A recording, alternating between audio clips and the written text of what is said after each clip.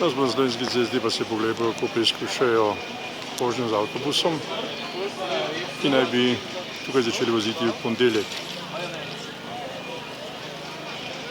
Kot je bilo rečeno, naj bi vozili le 30 km/h in zdaj seveda preizkušajo in testirajo avtobuse po tem zoženem delu Slovenske ceste.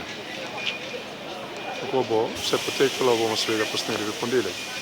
To je le kratek utrinek iz Slovenske ceste, ker kot vidite, danes še vedno veselo v lokalih sedijo gostje slovenske prestolnice in se vozijo še vedno z električnimi kavalirji. In končajmo s pogledom na te avtobuse, ki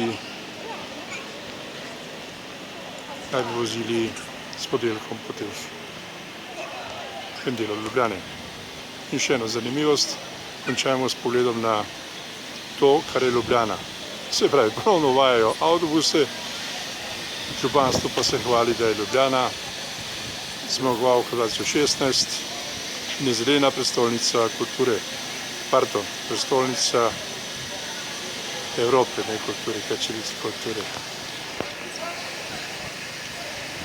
Kulture je v tej Ljubljani po našem mnenju še vedno premalo.